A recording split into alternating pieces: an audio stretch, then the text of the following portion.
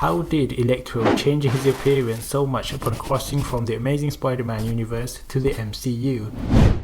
His previous blue look was based on the Ultimate Universe in the comics, while his newer look is based on his original classic look from the comics mainstream universe. Most on-screen adaptations that we see in video games or animated TV shows will take inspiration from either of these two versions, sometimes tweaking the designs a little, while still remaining rather true to the source material. In the animated Ultimate Spider-Man TV series, for example, they used both versions, originally taking his classic mainstream look, but upon being supercharged, turns into a being of pure energy like his Ultimate Comics counterpart. Just like this live-action Electro, they used both versions, but reversed his evolution in the opposite direction. So about his story, Max Dillon here was an electrical engineer at Oscorp. He was balding, had bad teeth, and wore thick glasses. Despite being really good at his job, he was essentially a nobody who got bullied around, which led to the freak accident that gave him his powers. This is different from the way he is in No Way Home, which is sort of explained due to the difference in this world's energy, making him regain his physical body, albeit looking different. Not only does he seem to have undergone a complete face makeover, he's also physically fit, and his attitude is so much different, being cocky and confident. So Max Dillon has these alternate outfits in the two movies, a hoodie and a fireman outfit, both attires being conveniently lying around for him to pick up and cover his naked body. His first main suit, the black rubber suit, was taken from Ravencroft Institute, the place where he was being held captive and studied.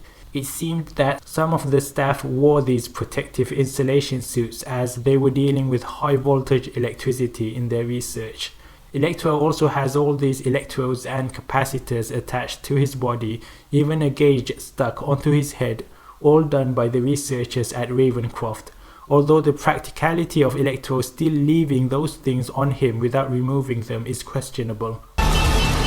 So at the end of The Amazing Spider-Man 2, we saw him overloading and exploding, which should have been the end of him. But in No Way Home, he said that he was stuck in the grid and absorbing data. Theoretically, he might have absorbed some information somewhere about Spider-Man's identity being Peter Parker, although he's never seen Peter's face before, and it was this knowledge that brought him over to the MCU because of Doctor Strange's spell.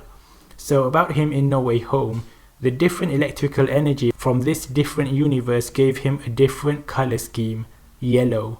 While he's no longer made of pure energy, his physical body can still detect and harness electrical energy, and with the unlimited supply from the Stark arc reactor, he's nearly unstoppable. Even his suit is more practical this time, reflecting his background as an electrical engineer. Apart from the arc reactor, you can see a harness meant to help channel and store electricity. And most interestingly, the lightning formation on his face looks just like the ridiculous mask he wore in the comics, but in a cool way this time. So we don't know if we'll ever see Electro again. The comics had an entire Electroverse thing, where they had Electros from different universes coming together. The main MCU timeline might have its own Max Dillon somewhere,